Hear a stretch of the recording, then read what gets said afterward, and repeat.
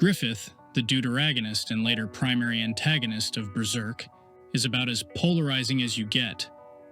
On one extreme, you have the Griffith did nothing wrong joke stance, and on the other, he's painted as the most detestable kind of leader around. But prior to the events of the eclipse, and in many ways after it, he remains a great role model when it comes to establishing a vision, creating and pursuing goals, and the understanding needed to effectively achieve your dream. Here's how to leverage the same kind of approach Griffith uses to achieve his goals: sacrifice of all your loved ones optional.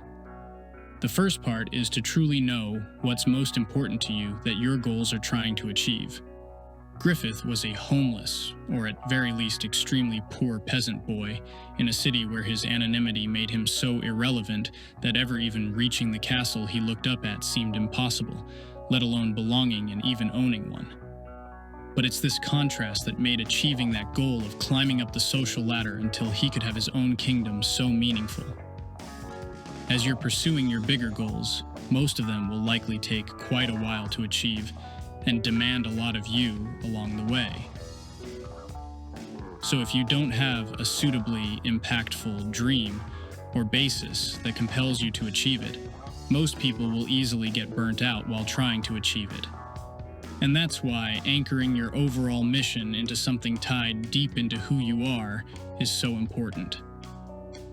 The next step to achieving goals with the same level of effectiveness as Griffith is seeing the situation with clear eyes. Regardless of where you stand morally on how Griffith went about doing what he did to achieve his goals, he certainly seized opportunities that others might not even be aware were available.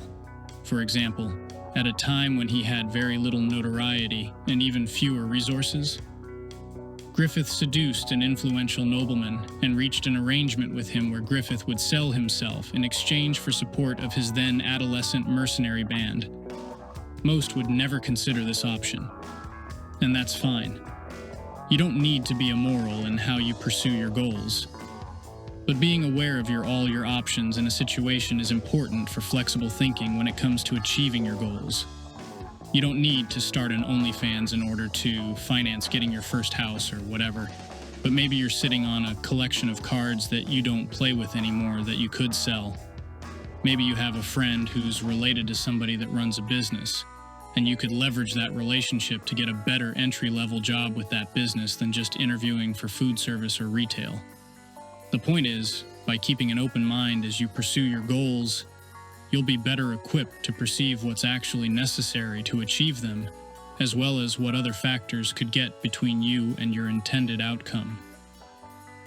Griffith never actually failed to perceive the circumstances standing between him and a goal. Even when Guts' departure threw him off, it was more of an emotional consequence that led to things falling apart than failing to account for details. It's this same perception that enabled him to outsmart bad actors like Julius, the Queen, and others during his quest to attain the kingdom. If you can see the full picture of what you're pursuing your goals in, you'll get caught off guard less and less, meaning you won't need to keep starting over from scratch, which is what ruins the momentum for most people. Even if Griffith had been unhurt after he was taken prisoner by Midland, think of how much extra effort it would have taken to achieve the kind of station he had before. With his forces in shambles, no allies in Midland to lean on, and potentially without Guts to act as his berserker, it would have been much harder for Griffith to get back to where he'd been before, let alone achieve his ultimate goal.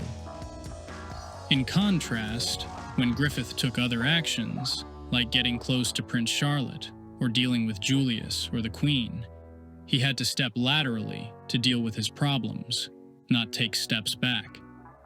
And in some cases, he actually created further opportunities for himself, like when Julius's death made the kingdom even more reliant on the Band of the Hawk for its victories. But this wouldn't be possible if he was completely tunnel-visioned on his goals and blind to the intentions and designs of others. The third aspect to achieving his goals was Griffith developing the requisite skills to adequately seize and cultivate different opportunities, For example, at one part of the story, Griffith shares with Guts that he's read virtually all the books in a room full of them in order to properly educate himself on various aspects of governing, winning battles, and even seduction. Similarly, others renown him for his battle tactics, which we learn he actually learned like a real human, rather than just had a natural main character talent for that magically enabled him to achieve all his victories. The point here is that Griffith wasn't just a determined dude who figured it out. He actively committed to developing himself in the different ways necessary to not make achieving his goals a complete waste. A good contrast to this is Scar from The Lion King. He attains his dream of becoming king of Pride Rock and the animal kingdom of his area. But once he becomes king, everything falls apart. Because all he wanted was to become king. He wasn't prepared to actually be one. And if you pursue your goals without cultivating the skills to properly operate within that new situation, you may well achieve them, and find yourself worse off than when you were going after them to begin with. So for example, if you want to become a software developer, or start an incredibly strong romantic relationship or whatever else, there are skills related to both of those that you'll need to actualize on them. For developing software, what programming language do you want to code in? How much time does it typically take to reach competency with it? What's the career path to get where you want in that field? Are you better off starting with a certain company that you can work your way straight up through, or jumping into a big role in a smaller project or group to really build up some credentials? For a meaningful relationship, do you know what you need in that kind of situation? Do you have the communication skills to effectively work things out together? What boundaries do you have that the other person absolutely cannot step over without compromising your bond?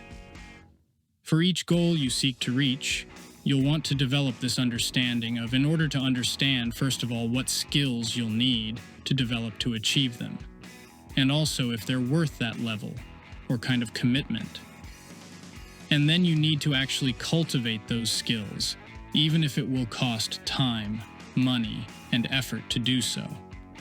Not just the social media lifestyle that's implied to come with it once you've achieved them. And the final aspect to achieving your goals with the kind of effectiveness that Griffith did is to break down the requirements of achieving each one. This can sound a lot like having the proper perspective and skills, but it's actually separate. Because, using Griffith as an example, knowing his quickest path to social status was the leader of a military force wasn't the same as knowing how to gather a force of soldiers, how to command them, how to acquire the money to pay for equipment and other supplies for them, and so on. Developing a military force, similarly, had its own demands.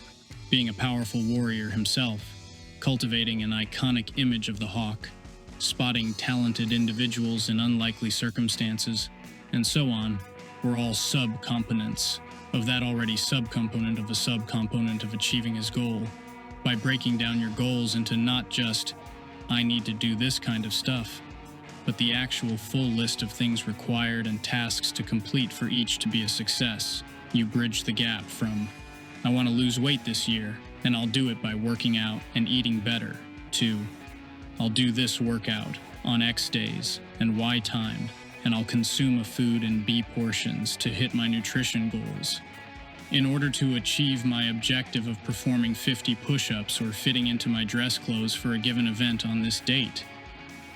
Not only does breaking things down into this list simplify things to the level of look at list, do the thing, but it also takes away a lot of the confusion and back and forth time of achieving one thing, figuring out the next step, doing that, figuring out some other stuff, and essentially chasing your tail until you somehow wander into your intended result. And just as importantly, seeing the full path to achieving your goals can help them feel way more achievable, which is important whether you're a 16-year-old aspiring to be king of the land, or even just an overworked person in their late 30s who feels out of shape and unloved and who wants to find a path towards balancing it out, and everything in between. So that's how you achieve goals like Griffith. First, anchor it all into an impactful, deep-seated part of yourself to give it emotional energy and importance. Second, perceive the situation with open eyes that enable you to not just spot opportunities that wouldn't occur to others, but also to take into account other forces that could work against or for your ambitions.